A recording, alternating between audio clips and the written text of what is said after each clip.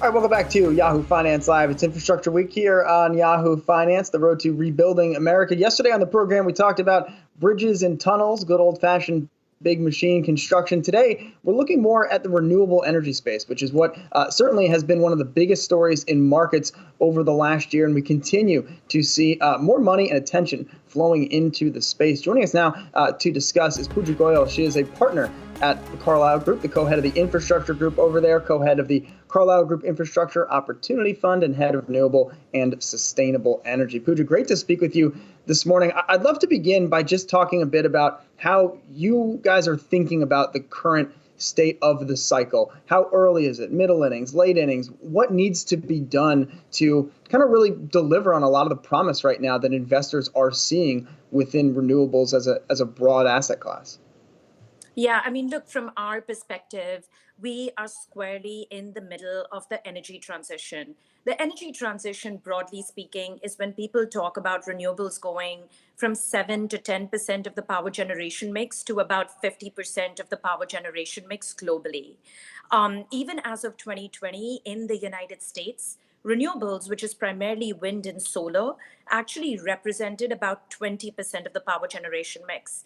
And it is anticipated that over the next 20 to 30 years, you are going to see that number actually double.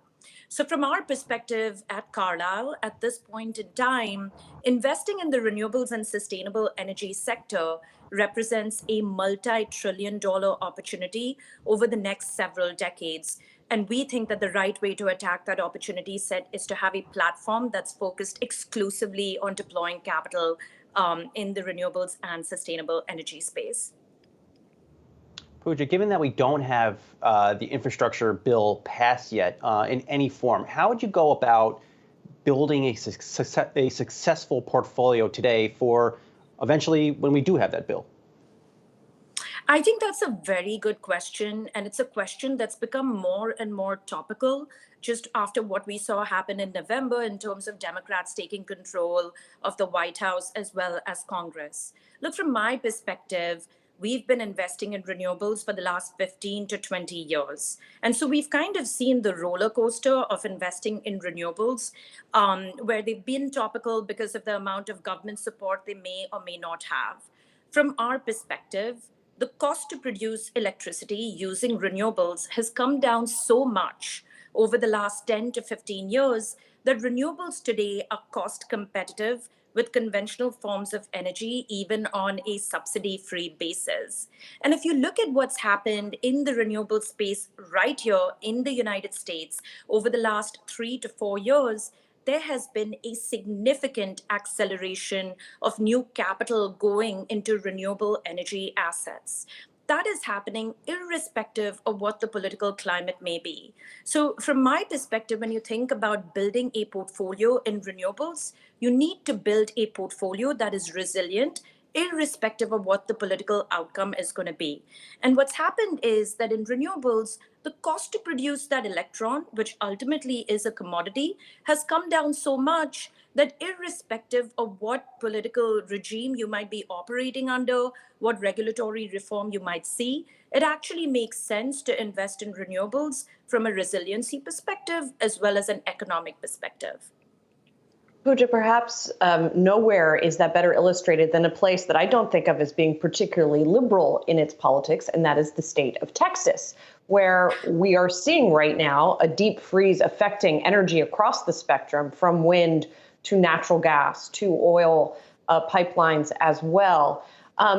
What are the lessons that we can learn from what is happening in Texas right now? Although it seems as though the lessons are more grid lessons than perhaps renewable specific. But I'm curious how you're thinking about that situation. Yeah, I mean, look, we're monitoring the situation very closely. If you see what's happening in Texas right now, it is a very clear example of how volatile climate patterns can actually impact the resiliency of our power and energy infrastructure. There are actually two factors at play right now in Texas. On the demand side, you have significant surge in demand. If you think about peak demand in Texas, it typically happens in the middle of the summer. It does not happen at this time of the year. And if you did not have these rolling blackouts in place, you would actually see, Texas demand blow through any historical levels. On the supply side, you've actually seen a significant amount of supply actually go offline. And the reason that's the case is because of the freezing temperatures, a lot of the thermal generation capacity, and when I say thermal, I mean natural gas as well as coal, has really gone off market and cannot be operated right now. So you have a bit of a double whammy right now where you have a surge in demand and your supply has taken a significant hit.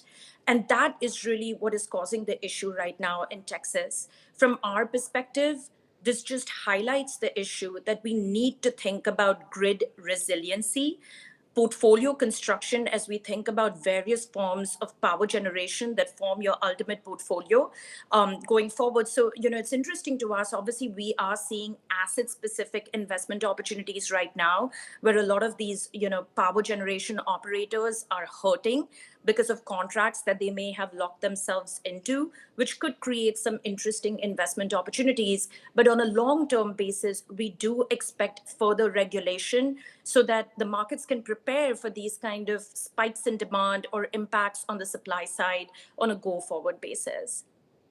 And Pooja, forgive my ignorance on this point, but when you think about renewables, does smart grid technology also sort of count in that category? Do you have any investments that you have or are thinking about on that front? And how much does that kind of technology have the potential to help with these sorts of situations? So smart grid definitely plays a role as you are going to see more renewable generation on the grid. Renewable sources like wind and solar tend to be intermittent sources of electricity.